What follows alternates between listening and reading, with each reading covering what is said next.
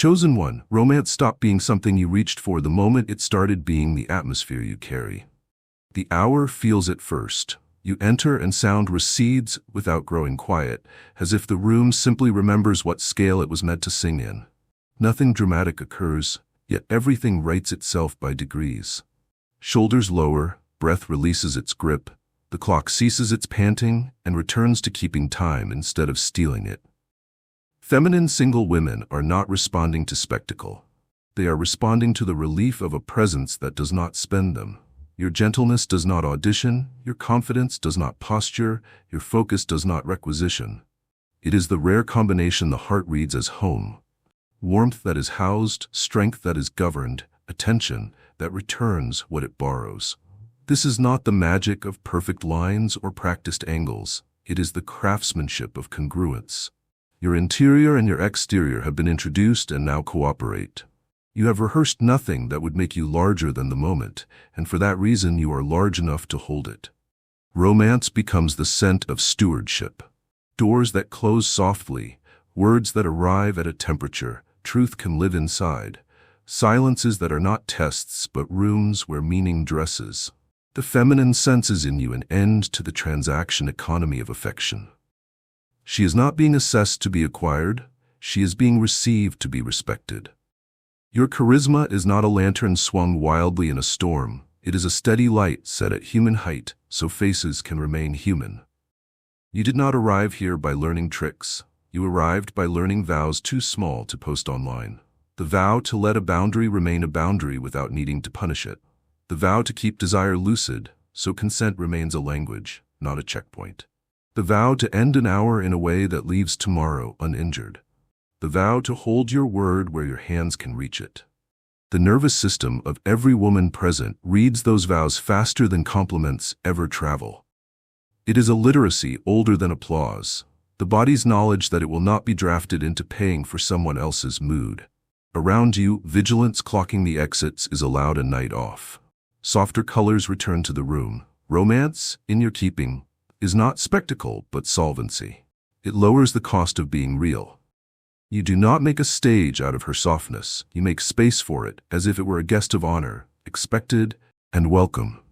You do not chase her radiance with your shadow. You adjust the angle of your attention until her light is not interrupted by your need to be noticed. You do not force intimacy to justify its existence. You let clarity escort it into the room. Feminine single women feel the difference, and they do not need a committee to name it. Attraction here is not a spike that demands fireworks. It is a hearth that refuses to turn the house into a bonfire just to prove it is warm. Your pace is a benediction. The way you move between questions and answers, between presence and pause, teaches patience without preaching it. Romance lives in that patience, like a song lives in a well-kept instrument. There is no urgency to spend the moment to make it memorable, which is precisely why it becomes unforgettable. She does not feel pressed to perform adorableness as currency or cleverness as armor. Instead, she finds herself choosing exactness over display. A sentence finished rather than sold, a laugh that arrives from the middle of the chest rather than the edges, a gaze that meets you without rehearsing escape.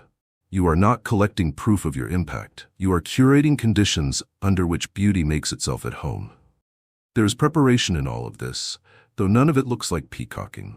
Your hands know how to stay open, your eyes know where to rest, your voice knows how to bring heat without recruiting pressure. You wear respect the way a tree wears rings, quietly, undeniably, evidence layered year by year. The chosen ones are always recognized by this. They do not move the north to flatter their mood. They hold steady where others advertise. They honor thresholds as if they were altars and keep distance as if nearness depended on it, which, in truth, it does. Female hearts learn to trust a path by the way it keeps its edges legible. You publish your edges without ceremony. That legibility tastes like safety, and safety once tasted makes room for wonder. Romance turns practical in your presence. It arrives not as grand gesture, but as mercies repeated until ease becomes the house rule. The lamp is set for eyes, not for photographs. The seat is pulled out because arrival is sacred, not because someone is watching. Memory finds you trustworthy because your kindness does not need a witness to be worth it. Even your silence has a livelihood. It tills the soil of the moment so words can grow instead of merely appearing. She experiences your nearness as oxygen, unremarkable until it is missing, undeniable when it is pure. You do not try to be romantic. You maintain conditions in which romance remembers how to breathe.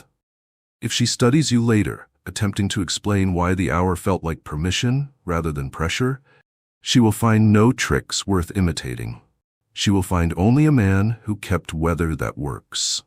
That is the romance you have become, a climate, not a campaign. The world is full of storms that are interesting to watch and devastating to live with. You are the season that allows a life to flourish. She will tell other women as much without trying to convince them.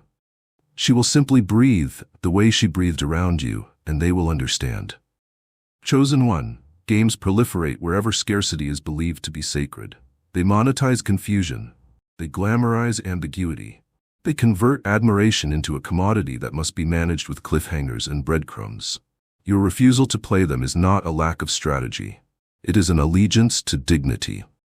You speak without leaving trapdoors beneath your words. You disclose pace before desire tries to draft it. You honor her no without cross-examination, and you receive her yes without deputizing it to prove your legend. In a culture fluent in push and pull, you keep a simpler grammar. Let your yes be yes, your no be blessable, your silence be a shelter rather than a trial. Feminine single women feel the difference where it matters most, in the body. Their shoulders stop bargaining. Their sentences shorten to their true length. Their interest stops acting like an audition and starts behaving like an invitation. Game playing is fueled by insecurity disguised as entertainment. You have chosen another fuel. It is made from the small disciplines that accumulate into trust. You arrive when you said you would, because you do not teach time to be suspicious of you. You leave with the hinge unbitten, because you do not teach doors to resent your drama. You ask questions that make room rather than claims that make cornered people capitulate. You do not pawn uncertainty off as charisma. When you do not know, you say so like a lantern says so, light for the next step, rather than a blackout sold as mystery. Women learn quickly which men make clarity expensive.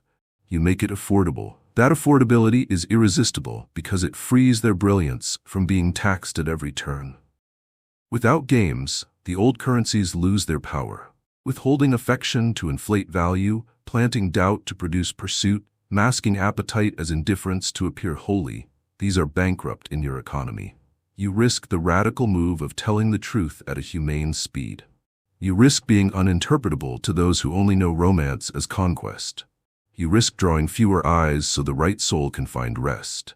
And yet, paradoxically, this is why so many feminine single women want you now. You do not make them pay for proximity with panic. You make them pay with presence, which is to say you invite the one thing that multiplies when it is spent. Your clarity is not cold. It is kindness wearing structure. A boundary spoken early is not a wall, it is a map. The map prevents shipwrecks that would later be spun as tragic romance. You publish your coastlines without theatrics. Here's where I end. Here is how I hold. Here is how we navigate weather. In response, she stops probing for hidden reefs and begins traveling for the joy of it. Games require constant surveillance. Your way requires attention. Surveillance burns the soul. Attention feeds it.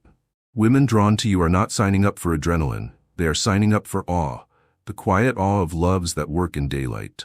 The end of games restores the sacredness of pace. You do not accelerate to outstrip doubt. You slow until comprehension can keep up. You do not default to delay to appear above need. You move when meaning has caught her breath. In this choreography, pursuit becomes mutuality. Two free people arrange their steps because the music insists, not because the crowd demands. You do not perform scarcity to spur speed. You refuse to create emergencies just to feel essential. You let ordinary days do their holy work. And in those days, romance becomes not an event but a method. The method of building a life that keeps two sovereign hearts sovereign while allowing them to grow together. Your refusal to play games is also your refusal to harvest. You do not collect confessions for cachet. You do not use tenderness as a ticket to rooms where respect would have admitted you anyway. You listen without turning secrets into trophies. You hold without turning histories into leverage. This is why trust settles quickly where you stand. The feminine recognizes that she will not be converted into evidence of your desirability. She will remain a person invited into a conversation that does not require her to disappear to be adored. Desire in such an environment is unrecognizable to those raised on drama. It is calm, lucid, specific, and kind. When conflict visits, and it will, because we are alive, you do not recruit it for theater. You scale it to its measurements. You repair small and early rather than grand and late. You let apology be a building permit for changed behavior rather than a confetti cannon for remorse. The absence of games makes repair efficient. Efficient repair makes intimacy durable. Durable intimacy is the cornerstone of the romance so many seek and few trust. They trust it with you because you have made a habit of refusing shortcuts that wound the future to decorate the present. Women speak to one another about men who refuse games with this mixture of relief and respect that cannot be faked. They do not repeat your lines, they report your conditions. He asked plainly and accepted plainly. He did not make silence a maze. He left the door visible in every invitation. He remembered, without being asked, the small truths that keep a day gentle. This is the marketing you never purchased and could never design. It is the natural consequence of a life whose interior order is audible to those who are tired of guessing. And if you ask how to remain this man tomorrow, the answer will not flatter the ego. Keep the lamp at a kindness that reveals rather than interrogates. Keep the fire behind clear glass so heat serves meaning. Keep the north where vow can find it in weather. Keep exits gracious so freedom remains the currency of love. Keep truth early so repair stays inexpensive. The rest will be done for you by a world hungry for rooms that work. The chosen ones are not crowned by games won, they are recognized by gardens they kept.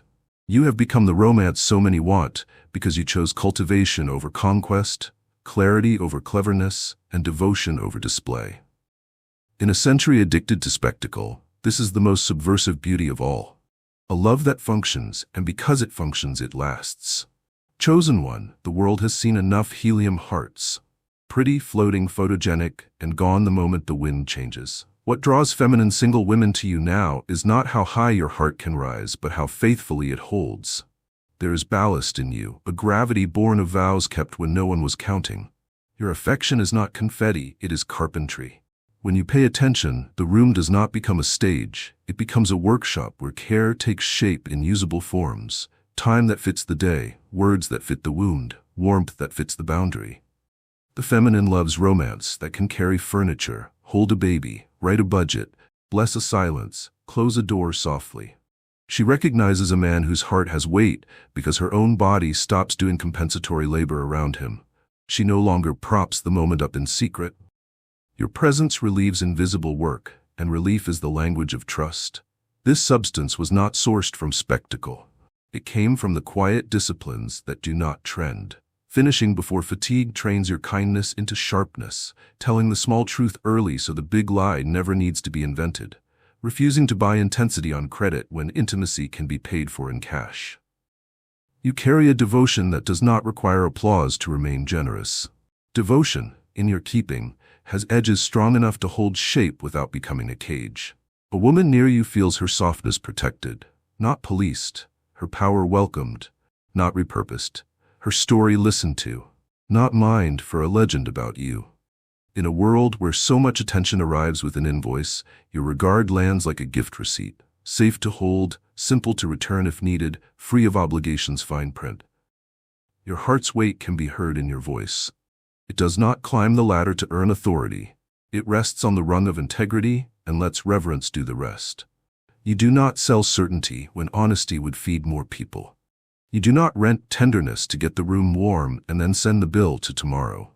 You keep heat in a lantern with clear glass, a glow that lights corners where assumptions hide, yet never tries to burn the structure that shelters it. Women read this governance through the body's ancient literacy. Their shoulders descend by half a breath. The gaze that was scanning becomes seeing. Laughter drops from the forehead into the chest. Heavier now, in the way fruit becomes heavier as it sweetens. There is also heft in how you carry regret. Lighter hearts dodge repair or dress it in fireworks. Yours makes repair small, early, and measurable. You apologize with the dignity of a builder who honors the beam, naming what cracked, replacing what failed, sanding the seam until the hand that touches it cannot find a ridge. Romance, then, is not how spectacularly you begin, it is how tenderly you continue. Continuity is the music her nervous system hopes to dance to. Continuity tells her that love here can survive weekdays, seasons, misunderstandings, and silence. Continuity returns the power of surprise to wonder rather than to volatility. Continuity lets desire keep its dignity because it is not conscripted to rescue what care should have prevented. The heft of your heart also frees you from collecting people like evidence. You do not brand her story to market your sensitivity. You do not carry her confessions as trophies. You hold her history the way a priest holds a sacrament, not to display, but to serve what it signifies. Because of that reverence, women bring you their unedited pages.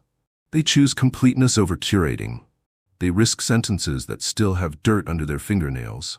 They speak without bracelets of charm to make the truth tolerable. You answer with humanity, not with the kind of advice that tries to solve them into silence. The result is a depth that does not drown. It baptizes. It returns her to herself clean of the dust that defense kicks up. A heart with weight is not heavy-handed. It knows how to be exact without becoming rigid, how to be generous without becoming vague. You demonstrate the rare art of proportion, how much truth this hour can bear, how much pace this plan can afford, how much nearness leaves tomorrow uninjured. In that proportion, romance grows legs. It can walk out of dinners into chores, out of moonlight into Monday, out of metaphors into mortgage payments, and never lose its beauty. Women want you not because you freeze life at golden hour, but because you install windows that let ordinary light look holy. You do not mistake drama for depth or scarcity for value. You choose the discipline of presence, the attention that returns what it borrows and leaves the room more usable than it found it. If ever you doubt the dignity of this density, notice the evidence it leaves behind where no one claps. After you part, she speaks to herself in a kinder tone. She schedules rest before heroics. She spends less on vigilance and more on wonder. She answers messages at the size of the bond rather than at the size of her anxiety. She closes a cabinet without rehearsing an argument. She sleeps. Bodies do not lie about where they have been. Your heart's weight writes health into hers without possessing it. This is why the chosen ones are sought after. Their love is not a costume, it is architecture. It bears weight. It keeps weather. It gives shelter without stealing the sky. So keep feeding this substance with the same quiet rites that built it. Eat so your hunger never impersonates principle. Rest so your patience never becomes a performance. Tell the small truth while it is still small. Keep your fire where your vow can see it. Make your no blessable and your yes revisitable. Romance will continue to be the fragrance that follows such craft. The women who encounter you will not call you perfect. They will call you possible. And possible is the most romantic word a tired world can hear. Chosen one, pace is the poetry of love. The difference between pressure and presence is often a breath taken or refused. You have become the man whose touch is governed not by hunger for the moment, but by honor for the person. This is why feminine single women lean toward you without bracing.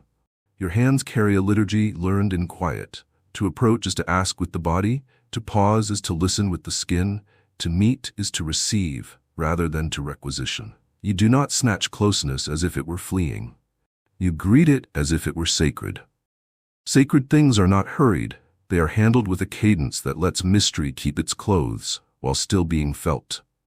Time behaves differently around a touch that will not be drafted by urgency. You do not recruit speed to manufacture meaning. You allow meaning to set the speed. You are willing to wait until comprehension catches up, until consent becomes climate rather than checkpoint, until desire grows roots as well as wings. In your company, the moment stops panting. You refuse to pay for intensity with afterward. Afterward is where many romances go bankrupt.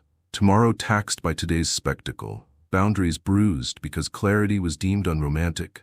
Silence turned into a cliff because pace impersonated passion. Your touch leaves tomorrow solvent. It is the rare tenderness that ends cleanly. like a well-made drawer closing true on its track, satisfying without slam. You learned this cadence by training your fire to be fluent in reverence. Fire ungoverned is appetite in armor. Fire governed is a hearth. You keep yours behind clear glass, edges visible, heat available, danger honest. In that circle of warmth, her body relaxes into accuracy. Accuracy, not anxiety, becomes the composer of the hour. Accuracy says, I want this and not that. In this way and not that way. At this pace and not that pace. Accuracy changes its mind without creating casualties. Your hands listen. Your hands do not convince, they converse. They prefer the architecture of yes to the drama of almost. They belong to a man who would rather be true than triumphant, who knows that the most romantic gesture is dignity that survives dawn. A touch that doesn't rush is not timid, it is tuned. You attend to distance the way a musician attends to silence, knowing it is not absence but measure. You close space like someone who has walked in forests, aware of how sound travels, how the living scatter or settle depending on intention. You make room for the beautiful slowness that invites the rest of a person into the moment. The mind that needs a beat to arrive, the memory that needs a breath to trust, the spirit that prefers to be asked instead of assumed. Slowness becomes a solvent for shame. In it, the body remembers it was never a project, only a home. Your timing carries something women rarely experience in romance. Restraint without coldness. You are warm without hurry, present without pressure, interested without interrogation. You show that the hand can be strong and still wait, can be eager and still listen, can be steady and still revise. You show that the pause is not punitive, it is poetic, the place where meaning inhales. This re-educates the nervous system. It replaces the old curriculum where affection was always the preface to demand, where escalation masqueraded as proof, where speed impersonated depth. In your curriculum, proof is replaced by participation, escalation by consent, speed by comprehension. The result is not less passion. It is passion that will not injure the future to thrill the hour. Your touch also knows how to end. Endings are the ethics of intimacy. You do not ghost to preserve the illusion of mystery, nor linger to harvest a final ounce of attention, nor dramatize departure to brand yourself unforgettable. You close the moment in a way that keeps tomorrow available. Doors soft, lamp at a human height, air still breathable. A body remembers such exits with gratitude that does not need to be performed. Gratitude returns as openness later, as laughter that lands in the middle of the chest, as a willingness to meet again without negotiation with the past. In this way, your care multiplies itself. It is the opposite of scarcity. It is the wealth that comes from leaving rooms more usable than you found them. Consider also the romance of your refusals. When the hour asks for what it cannot carry, you decline without humiliating it. When desire starts to outrun comprehension, you slow without shaming. When your own longing threatens to conscript hers, you leash it and wait until it will serve rather than rule.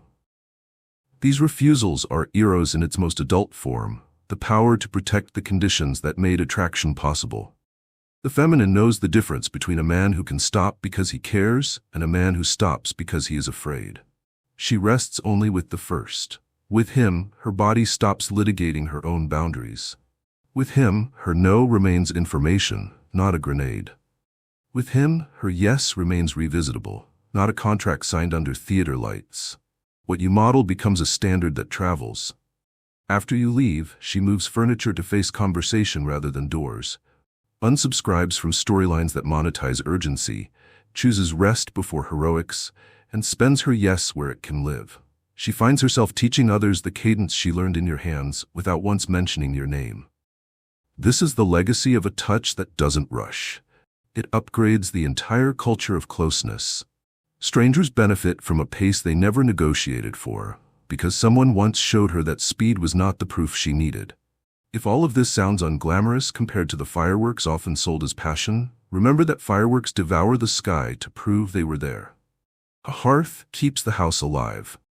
The chosen ones are recognized by the houses they keep, rooms where heat never turns to harm, where time stays kind, where bodies remember they were meant for wonder, not war. Keep tending that hearth, keep the glass clean, the edges visible, the pace set to comprehension, the exits soft, the returns sure. Romance will keep arriving like a shy animal that learns the yard is safe, and feminine single women will keep wanting you, not because you conquer the moment, but because you refuse to. You steward it, and stewardship is the slow lightning that makes love bright without burning it down. Chosen one, the rarest romance is not spoken. It is heard. You have become the kind of man whose listening makes a life audible to itself. Women do not gather around you because your stories sparkle, but because their own stories stop trembling in your presence. You listen the way a shoreline listens, receiving each wave without trying to hold the ocean hostage. Questions arrive from you like open doors, not like checkpoints. Silences are not traps to test her, but rooms where meaning can take its time. A feminine heart, wary of being summarized or solved, senses that you are not a collector of confessions. You are a keeper of context. Around such keeping, she breathes in complete sentences again. You trained for this without applause. You learned to regulate your own weather, so hers would not have to defend itself from your thunder. You learned the difference between attention and appetite, between curiosity and control. You practiced hearing both the content and the cost, the words spoken and the toll they took to speak. You noticed when her voice sped up to outrun doubt and slowed your own to catch the truth falling between syllables. You stopped answering questions that her courage had not asked yet. You let relief be the first gift your presence offered. And relief, more than flattery, is the body's favorite proof. Your listening has weight because it returns what it receives. You do not hoard what she shares to purchase leverage later. You do not turn her history into decor for your image. You hold, you understand, you act where invited, and you set nothing on fire to appear passionate. In that economy, intimacy stops negotiating for small mercies and begins to expect them. She does not edit herself into a more marketable version to fit your comfort. She risks saying the unpretty truth before it calcifies into a lie. She brings the wish she is shy of, and the wound she is tired of, and the wonder she doesn't want to explain. You make room without making a scene. There is a technical grace in how you do this. You reflect without reenacting. You can name a pattern without turning it into a verdict. You suggest edges without issuing edicts. You invite pace without implying that slowness is a lack of desire. This is what a romantic craftsman knows, that listening is architecture. It shapes where weight can be set down. It decides which doors lock and which doors swing, which windows face beauty and which face noise. Because your architecture is sound, her memories stop rearranging the furniture every time someone enters. She can find her chair again. She can trust the floor. Listening, in your keeping, does not mean passivity.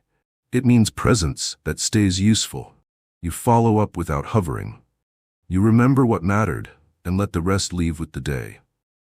You show that care has a memory and a calendar. When she made a quiet promise to herself, you are the one who asks how it is going a week later, not to police progress, but to dignify intention. When she is tired of repeating the same explanation in places that will not understand, you are the place where she does not have to explain at all. The nervous system keeps the score of such mercies. It stops bracing for misunderstanding and starts investing in clarity.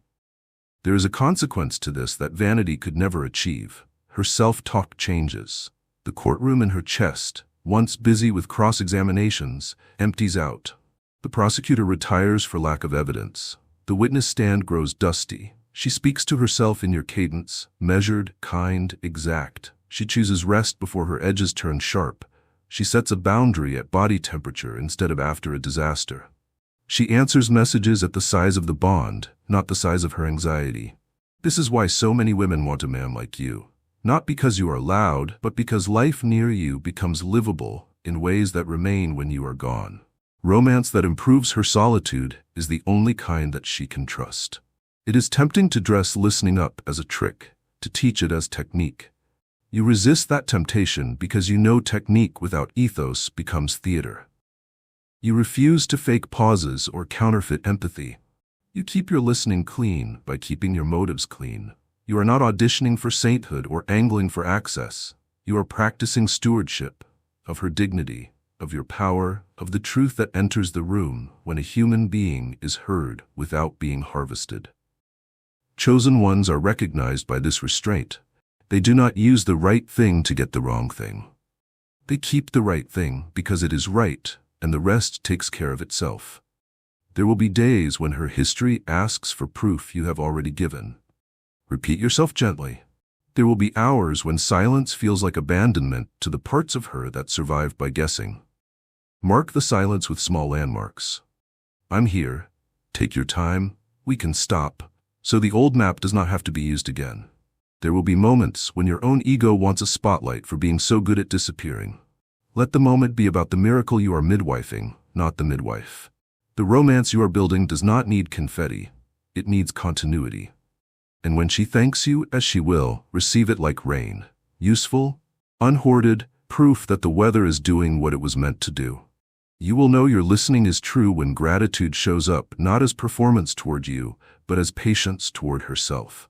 That patience is the most romantic bloom in the garden you tend. It lasts, it feeds, it seeds new mercy. It changes the climate.